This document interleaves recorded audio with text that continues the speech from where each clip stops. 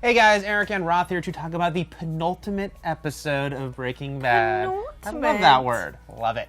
Last week was so insane, and there's still the finale to go, so I thought maybe this would be a quiet episode. Maybe it would be like a weird esoteric episode even. And it was quieter comparatively, and yet full of bloodshed and mayhem and death. Full of chaos, sadness, horrific things, heartbreak. Wonderful imagery, symbolism, metaphors, you name it, it's got it. Let's start with the title, The Granite State. I mean, I feel like that's such a great...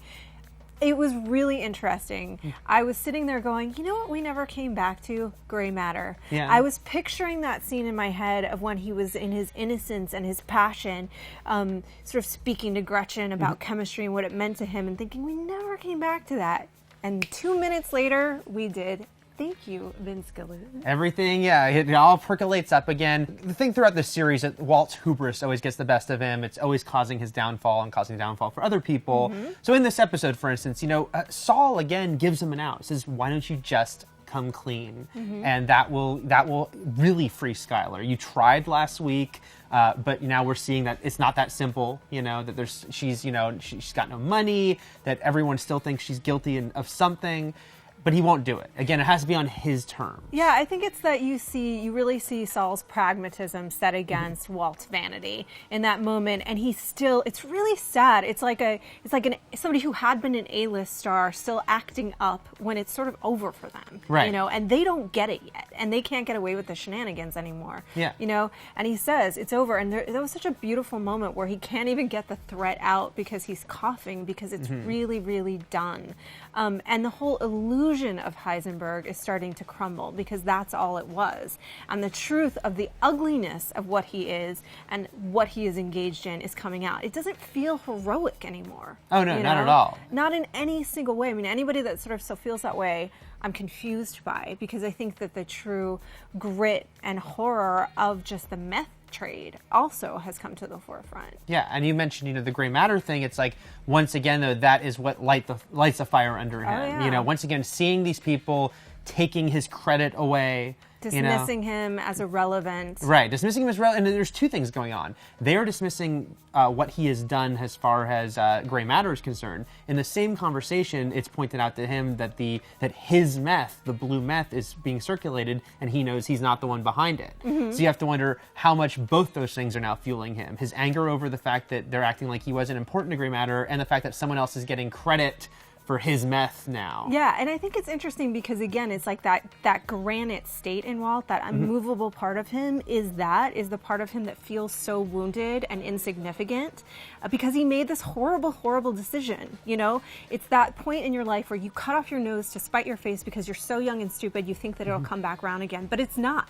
It's a once-in-a-lifetime opportunity, and you blew it. And I've said it before and I'll say it again, it's the same drive. Hubris drove him in that moment. Yeah. Screw you, I'm good enough, I don't need you, I'll take your $3,000 and I'll make an even bigger company. But you won't. You won't. And even in that moment when he's showing off to Gretchen and it's sort of innocent, he's still showing off. Right. He's so showy. And he's so wounded in that place. And every single time one of them tries to get out of this prison they've created for themselves, Jesse or Walt, that they deserve, they just make it worse. Once again, though, huge credit to Bryan Cranston and Vince Gilligan and the writers, of course, for creating a character who has nuance as Walter White, a character who it really hit me in the scene where he talks to Walt Jr. on the phone. Because it's, he's trying one last time. I'm going to get you this money, at least a small amount of the money, and is completely rejected, completely, is told by his son that you are a monster to me.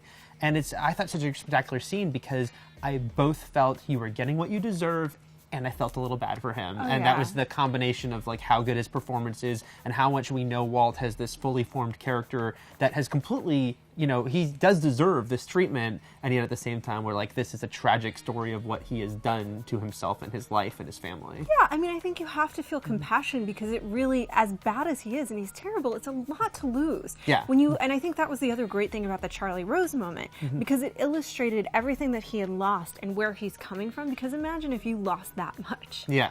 I've never had an opportunity like that, but it would haunt me too, probably. I had 75 million, but not 80, so yeah. It would take a big person to move past that. It would take a Buddha-like person, I think, to just move past that and be okay with it, Right. being a chemistry teacher.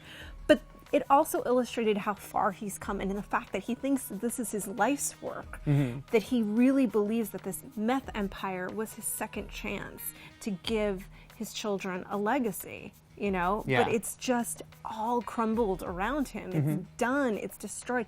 And he can't, what I love too is that moment where he couldn't see, because that's so accurate of the person that he is. He literally just can't see what's right in front of him. You know, he says, look around, it's beautiful if you look at it. But he can't even see what's beautiful in its simplicity. Oh no!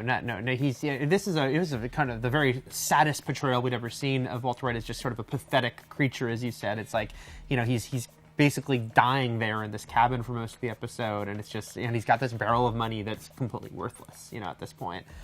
Let's talk though about our donning the cap of Heisenberg. But, yeah, when it means nothing at that point, you know. But we'll see what happens in the finale if that cap will be important one last time. Let's talk about Todd.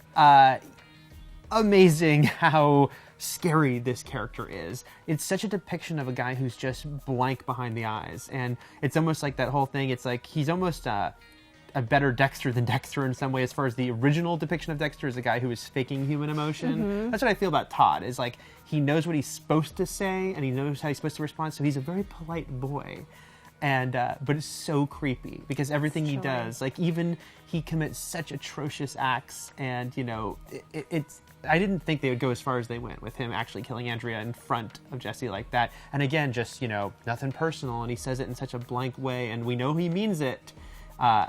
I think such a great villain, and they did such a good job in the final season of, you know, giving us someone to be so scared of. Well, and I think too, it's like, oh, as if it being not personal makes it all the better. Right. She's still fine. dead, and Yeah. her son's still about to find a body. Right. Most likely, poor Brock. My God, he's been shafted more than anyone on the show. I mean, I think Todd to me is, I submit, one of the most villain chillins. Billing chillins. Villain chillins. That's the cool new term we're all going to use. Yeah. Along with Protagovillain, which I coined yesterday.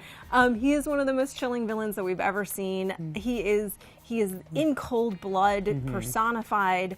You know, but it's really interesting because people say he is the evil version of Jesse, right? Right. To me, it's like Walt has sort of had 4 possible proteges or de facto sons, and that is, in a way, Gale, but he was irrelevant very quickly and dismissed.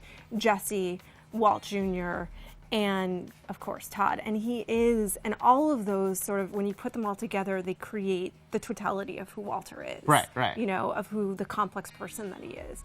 And the evil that he unleashed with Todd, I feel like, is Mike's final FU, because he's the one that vetted him that introduced them and got them together. You know? And just so scary, so creepy, and yet then he's like, here's some Ben and Jerry's. Oh, here's thank you so much. much. And he's like picking lint off Lydia's shirt. Yeah, it was Americana Dream, which I thought was another great, you know, not so subtle but wonderful metaphor for what this was all about. And so once again, you know, we talked about this last week, but once again, still in play, this major sort of question now with the end coming next week is the fate of Jesse, I feel. Yeah, the fate, even more in a way than the fate of Walt at this point, because I think the big question for viewers is on that sliding moral scale. Do we feel that everyone deserves the severe punishment that they're now receiving? Right. Or do we want to see Jesse at least break free of it? Yeah. But every time they try to avoid taking responsibility, they just make matters worse. So I can only imagine what's going to happen with that ricin. Right. Everyone gets it. For you and you and you and you. Ricin for everyone. We'll see one more week. I know you guys have plenty to say about this episode and plenty of theories about the next one. Let us know in the comments. We'll be back next week to talk about the final episode of Breaking Bad.